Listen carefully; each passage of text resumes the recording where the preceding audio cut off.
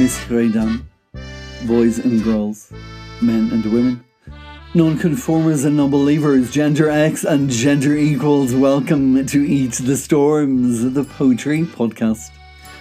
My name is Damien B Donnelly and I am your host and producer, and today on this special episode, on Monday the 29th of August, my birthday, currently celebrating 47, I am taking liberties here at The Storms in order to celebrate the release of my debut full collection, Enough, which was just published today by the Hedgehog Poetry Press. So whether you're joining us on Spotify, Apple, Anchor, Google, Breaker, Podbean, Player FM, Overcast, Pocket Cast, Castbox, Podcast Addicts or iTunes, in a Dublin pub, a British greasy spoon, a Dutch side canal cafe, au terrasse à Paris. Today, I'm going to bring you on a journey through my life, love, and all the lies in between with Paris. A journey that started when I was 22, when I left everything behind in Dublin, hopped on a plane to Paris with a one-way ticket where I knew no one, had no job, nowhere to live, had never studied the language, and yet somehow I knew it was where I was meant to be. In truth, it possibly started a few years earlier than just buying that ticket. Not, as some may have imagined, when I started studying fashion design at the Grafton Academy here in Dublin, believing I was going to one day be a famous fashion designer, be interviewed on Canadian fashion TV by Jeannie Becker while clothing the world at obscene prices.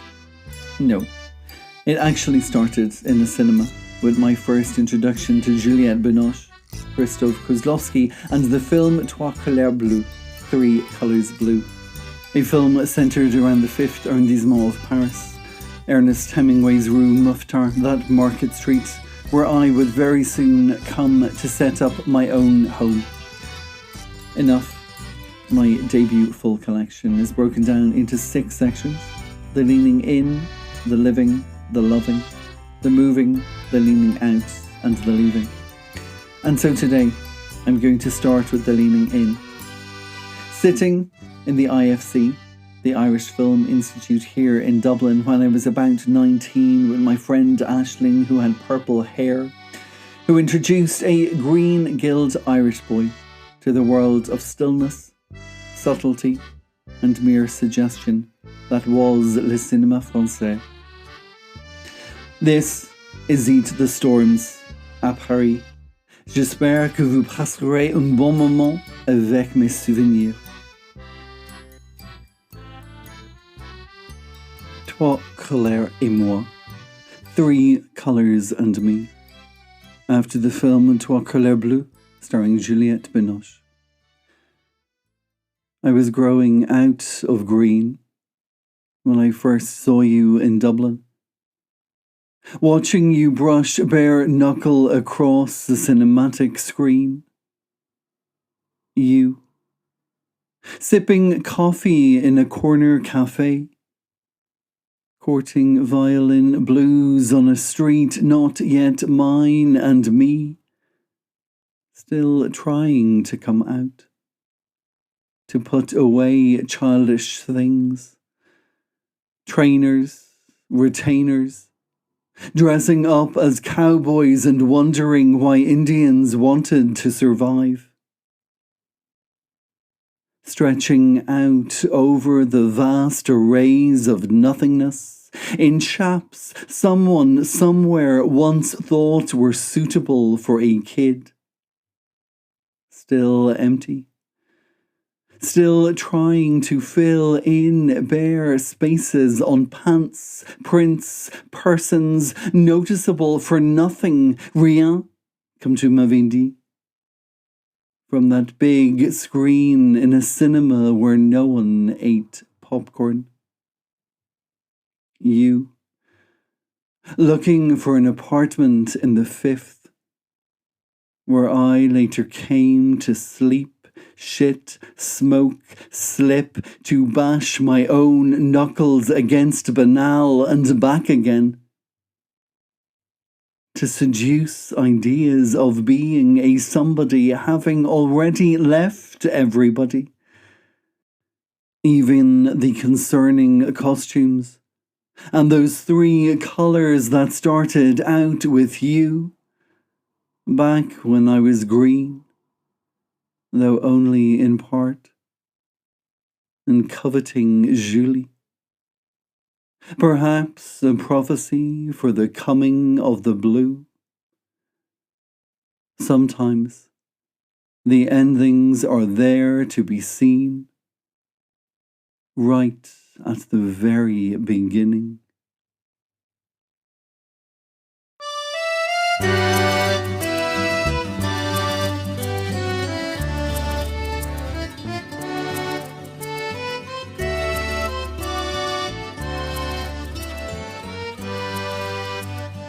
Leaving Ireland to me had seemed a relatively simple procedure. I hadn't even considered what I was leaving behind. At the time, I was more interested in where I was going, in what I was going to find, in who I was going to find. That freedom of being yourself in a place where no one knew you was one of the most attractive things I had put into that suitcase. However, of course, the thing you can't put into a suitcase are those attachments. Being an only child, an only adopted child of a broken marriage was never going to be easy for the parent you were leaving behind. I still remember Dublin Airport. The neighbours I had long since left from my childhood who came to see me off, although in truth they were really there for my mother, to support her in the beginning of her 23 years of what she herself entitled the agony and the ecstasy. The ecstasy of my return, tinged with the agony of knowing the minute I arrived there was already a countdown that had begun to when I was going to leave again. This next poem is about my mother's first arrival in my new home in Paris, a land so far removed from everything that she knew that it took a long time for her feathers to settle. This is called La Mère et le Petit Oiseau, the mother and the little bird. For the mother. Sometimes the weakest are tossed out before their time, as if to test. When you're the only one raised in a bed of beginnings collected from other trees, you have to push yourself out, or stay and choke. Young bird flees nest, and no twig is long enough to bring him back.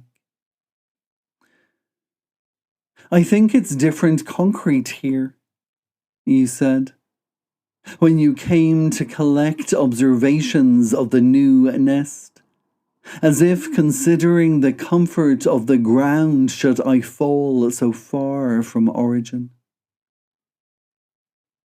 You pushed beak bitterly against the wrong twigs, thinner twigs, foreign twigs you'd never felt against your feathers, clawing at curiosities in the cracks as if Paris's plumage needed pruning.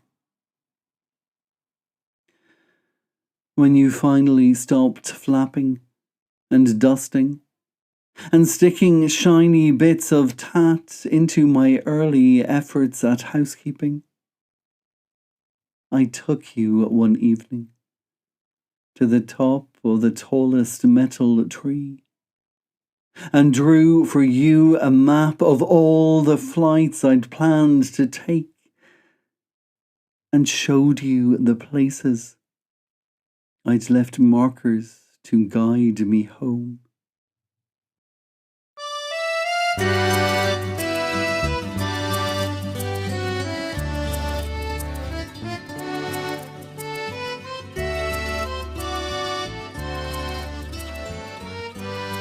Moving on now to the next section, which is called The Living.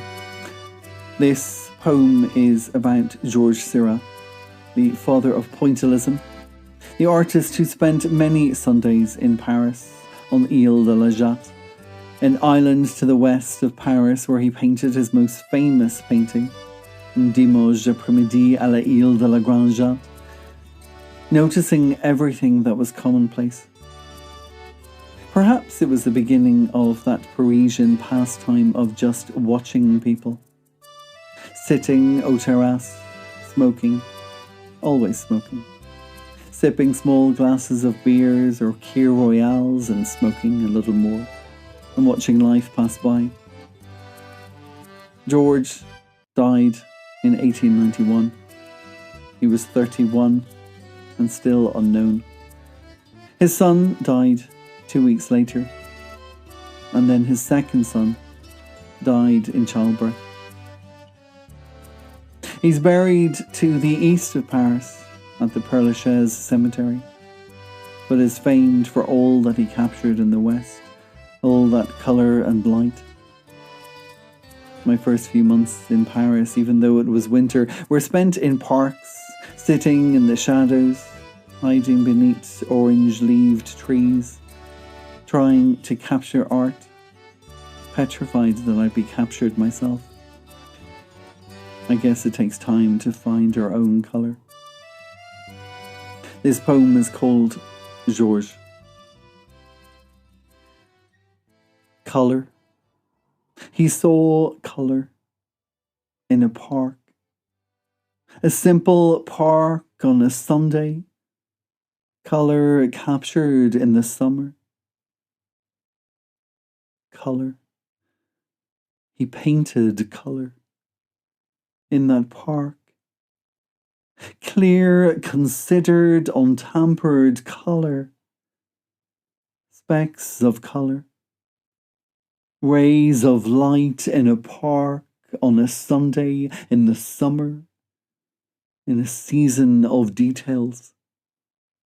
In a salon of specifics. Under demands to cooperate. Colour.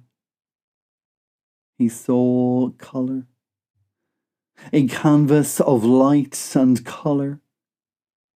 A carnival of colour in a park. On people.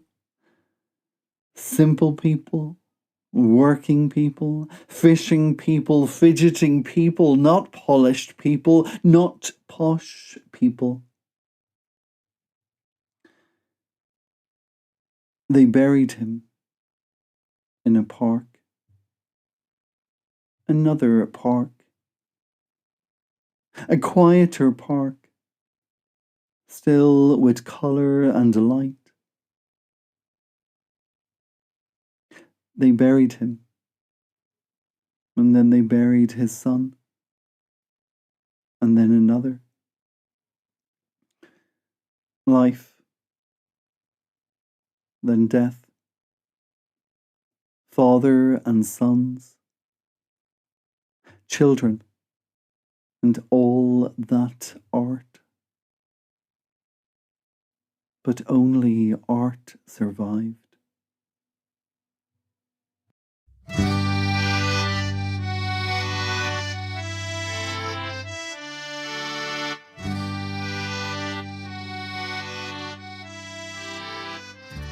Part of the reason for moving away to Paris at 22 was getting away from the past.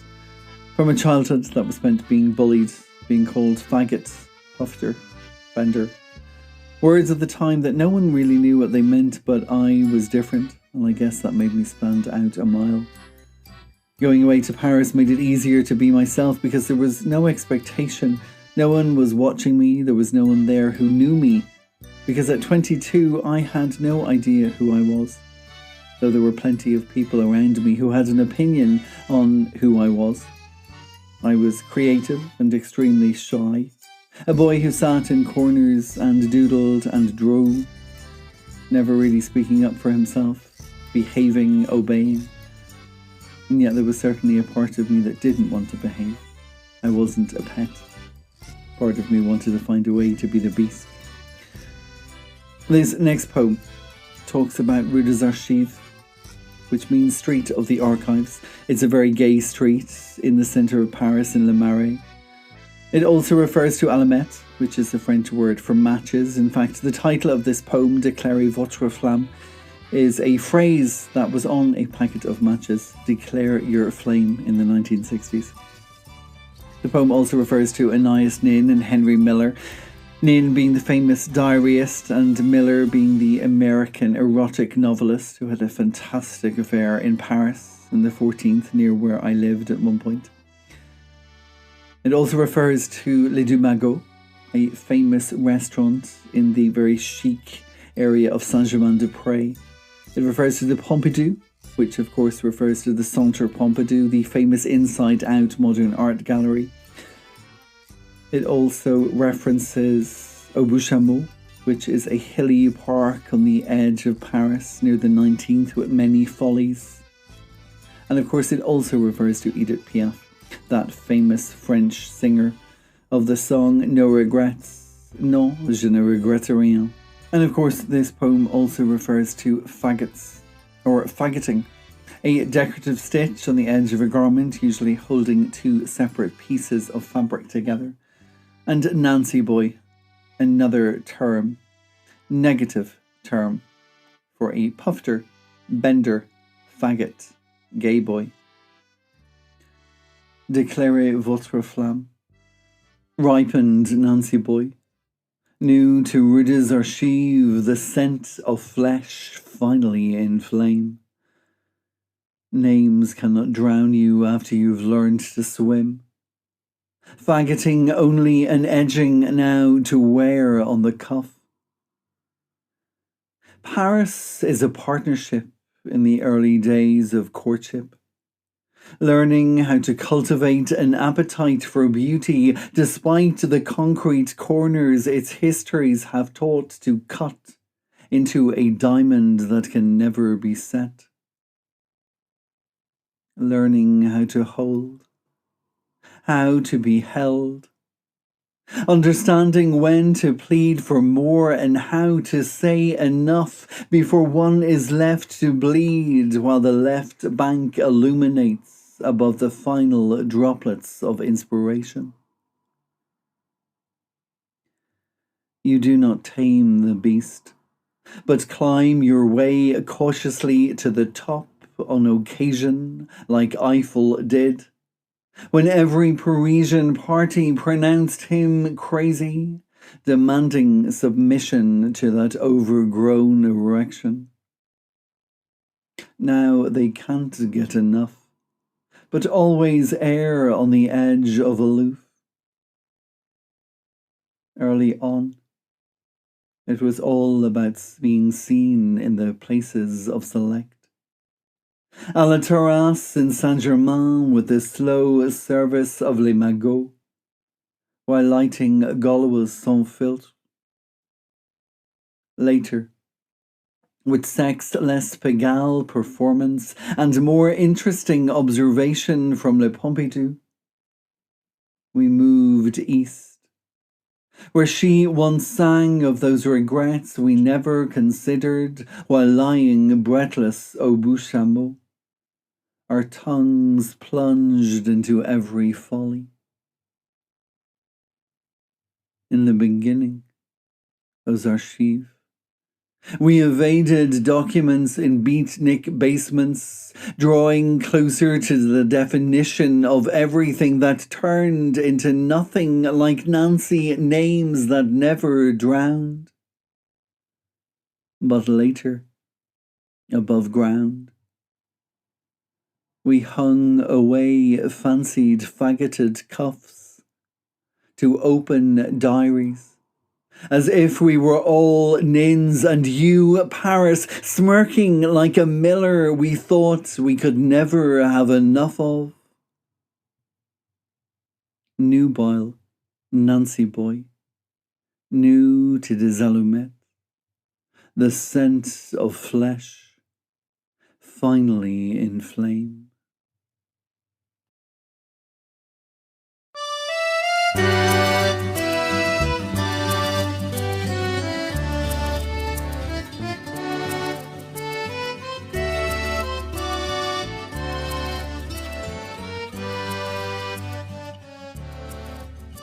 Moving on now to the moving section. This poem is all about cobblestones and shut Sundays and the rain falling. This is called Ça suffit. That's enough. I remember rainstorms. and running through straight lines, flooding cobble streets. Laughter carries louder under brawlies, rises and falls back onto heads, onto faces, onto mouths like that rain, like lips, like tongues that taste of sweat and surrender, and that something indescribable. That tiny space we save for later, when we admit to knowing, while running, that something was always missing. I remember rainstorms, and running through all those shut Sundays of grey roofs and terracotta pots on steps that collected raindrops as if it knew already how much memory meant later, after, when the sun came out and there were no more brawlies to keep us together. I remember rainstorms, and running along all those boulevards as if they were battlefields, and the droplets were bullets. And I couldn't remember how to say "that's enough" in French.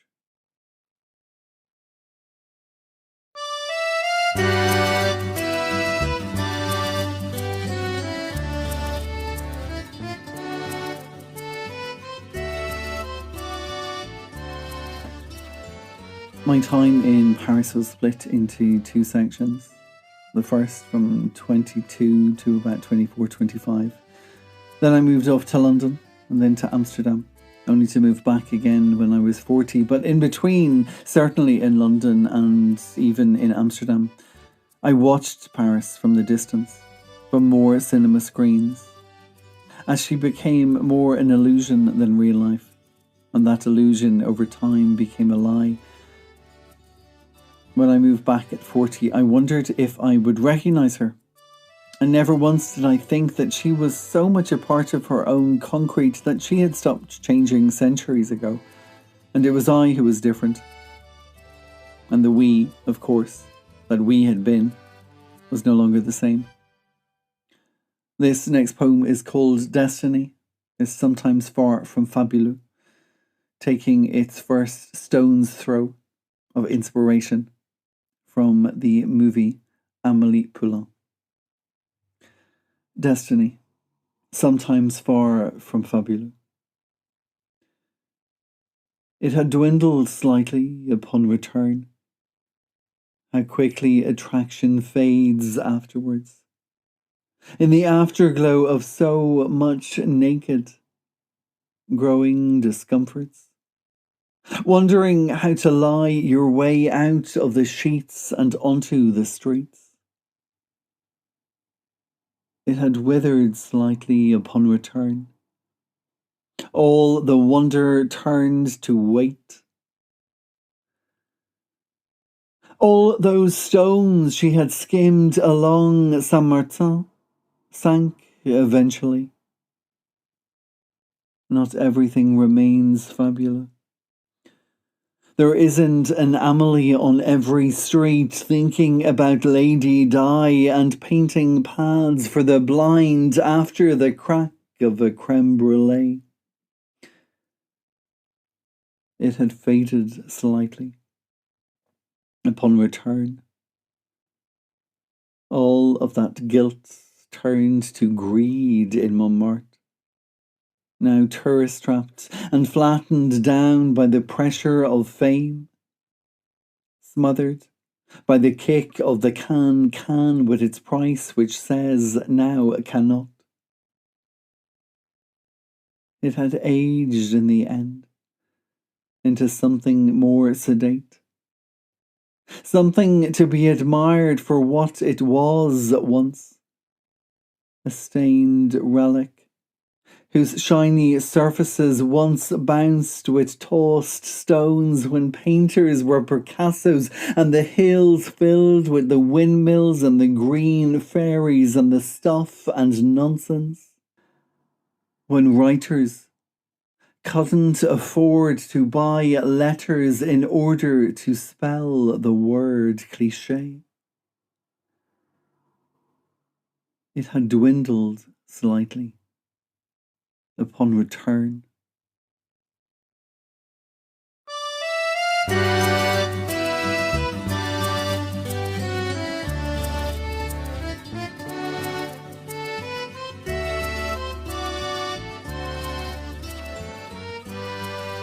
One of my favourite places to visit in Paris has always been Auteuil, and especially the Jardin des Serres d'Auteuil, the exceptional 18th century glasshouses and botanic gardens. Now these gardens are surrounded by the Roland Garros tennis courts, and every now and then the tennis courts try to encroach in over the plants and the glasshouses. Thankfully, they haven't managed to swallow them up yet. Thankfully. This poem is called Better Than, and it's after Leonard Cohen and the Jardin des Serres d'Auteuil. Better than huge genitalia is something I can cup comfortably in the palm of my hand. I cannot spend all day riding the tower Eiffel left us, hard and cold like a corpse, and often in the evening, ambivalent to competing stars it tries to squash with the slim prick of its furthest reaching point. Better is the slow undress of bud into begonia, under glass of heated house, whose reflection catches all falling stars to the west of all that is no longer the centre of anything other than history. Next door, to where they hit brightly coloured balls, back and forth, all day long.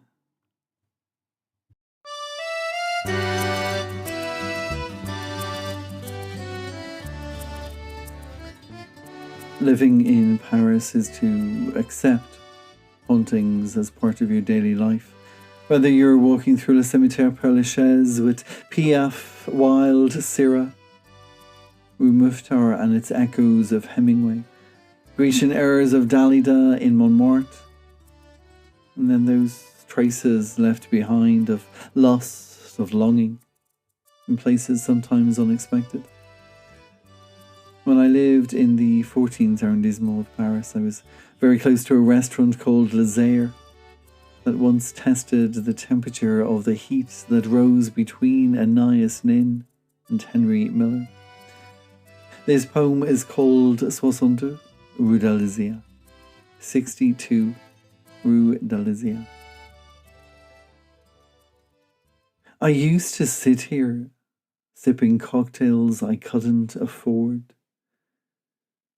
just because you sat here, years before me, drinking lust from lips that weren't yours.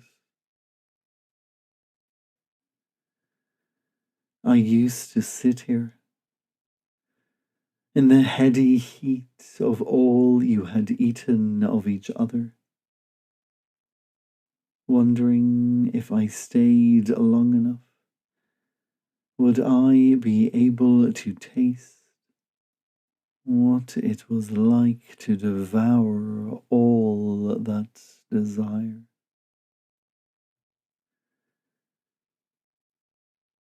I used to come here to scribble down all I might one day forget, and I wondered if she forgot you as quickly as she turned the page to the next date in her diary.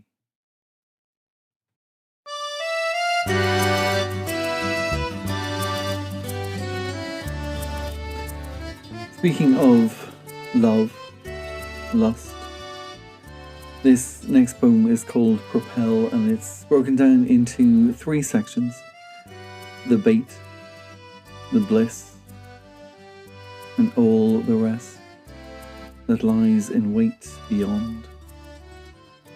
Propel. Bait.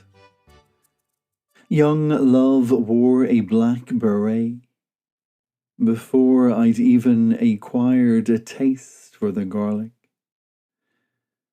Desire, in the face of desolation, was the fuel of youth, and knowledge, or lack thereof, its propeller. And I was propelled. Bliss. Years later, I still hold the perfume. Late night, 22, me, him, and a motorbike on the cobbles of the quarter Hemingway had left half parched, Muhtar and its vin de table and sandwich grec as I devoured leather-clad lover. On front of the bright lights of the dark night that danced like unsinkable stars along the Seine. And I could barely breathe. Beyond. We cut much later at every curve covered in concrete. I'd been duped by your solid structure, having let go of all that leather. All that gilding requiring so much guile to be cast upon. Something fell into the river while we licked the illusion, and in panic I lost hold of all translation. We dined out, finally, on a meal that was as bitter on the palate as the distance we had come from those bright lights dancing, and for dessert we tossed that first desire into the blades of the propeller.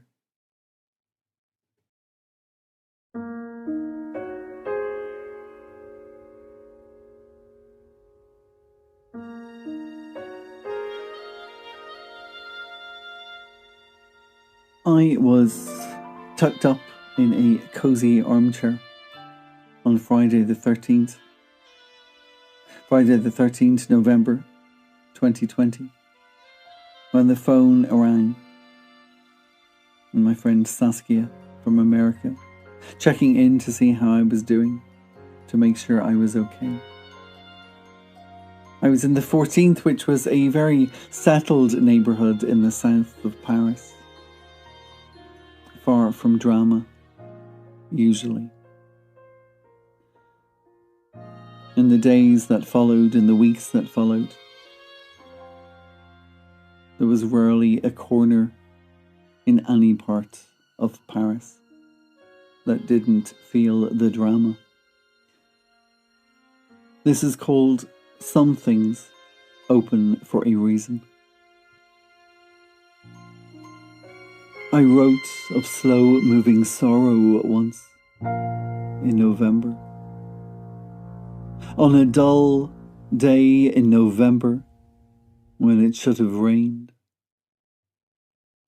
A Saturday in the supermarket, where we pushed trolleys down aisles that held everything that would eventually perish, and nothing to replace what we'd lost in the night.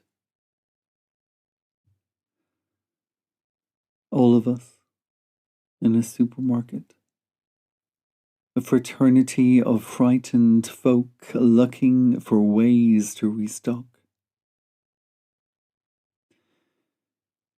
Time turns and we're tribes, nodding to neighbours unknown, taking note of people passing, of men on the metros next to us, across from us, watching them, watching, wishing to be seen before it's too late. People fucked more. Later. Afterwards. Looking for ways to carve the emptiness out of the inside. As if a tongue, a finger, or any old cock could revive all that had been since expired. Eventually, we grew tired of shopping, fucking, carving bigger holes into our voids. Eventually, after all the hours and the days and the weeks, we took polyfiller to all that had been emptied of ourselves, filling in the parts that for a time had opened up to change.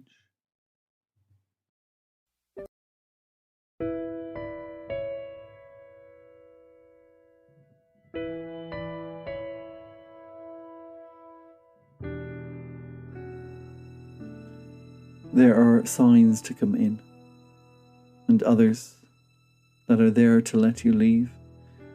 And I think when Notre Dame caught on fire and I was packing up, it was in part like a sign to say it was time to go. Just before I read this poem, a little translation, c'est comme si quelqu'un était mort, means it's like as if someone died. And les bouquinistes, or the booksellers along the quays by the Seine, selling fading old books. This poem is called When Notre Dame Came Falling Down. I'd started packing up places and folding them into pockets of dried time when I saw her burning. I was to the north of her centre at that time, upwind of the flames that were already ashes when they reached my tongue. I took communion there, years earlier, taking the wafer onto that tongue that had yet to know the taste of ash.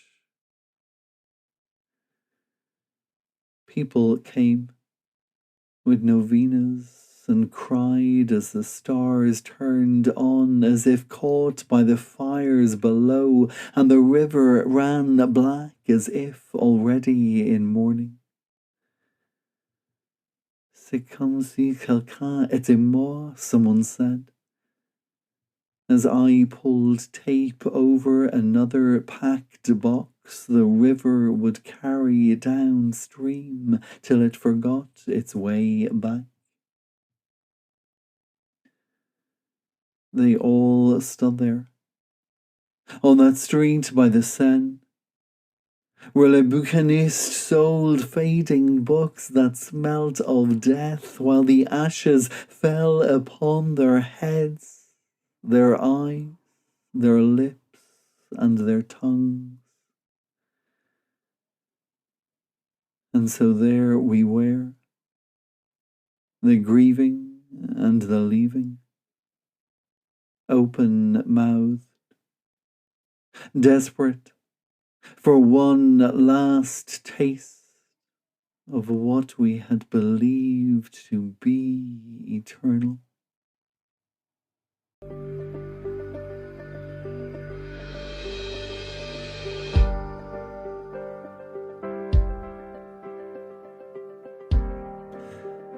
And so now here I am, back in Ireland, back to the green fields, to home. Not the same person who left. Not the same person I was when I was away. Bits and pieces of all and everything. The love, the light, all those lies in between. When I first moved to Paris, I lived on a street called Rue des Mauvais Garçons, Street of the Bad Boys. Not far away from Rue des Bons Enfants, Street of the Good Children.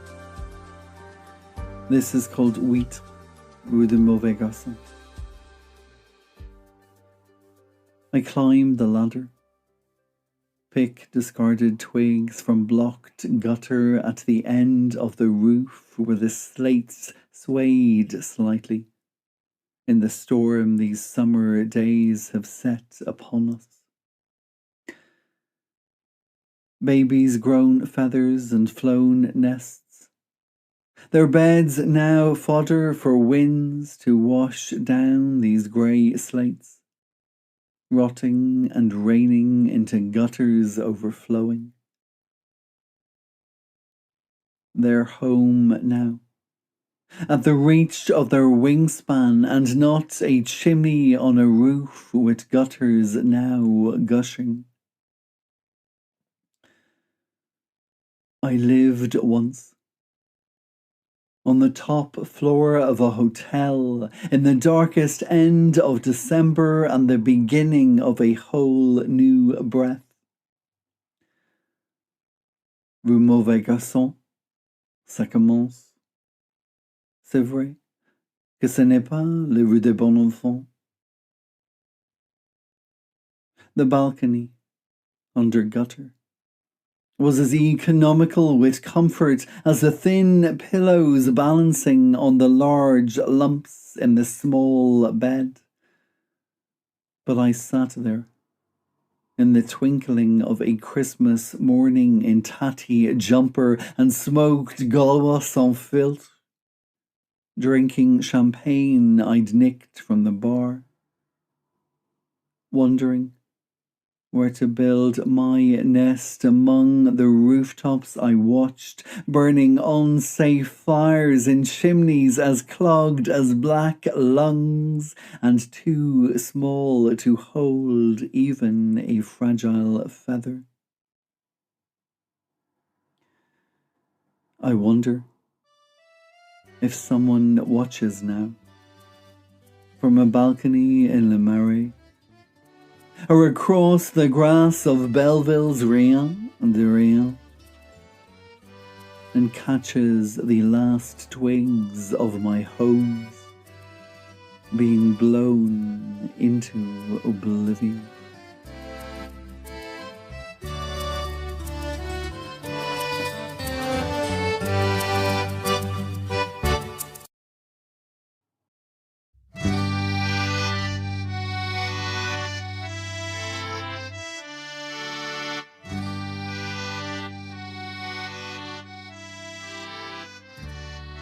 Messieurs et dames, boys and girls, men and women, non-conformers and non-believers, gender X and gender equals, we've reached the end of this special episode of Eat the Storms, the poetry podcast.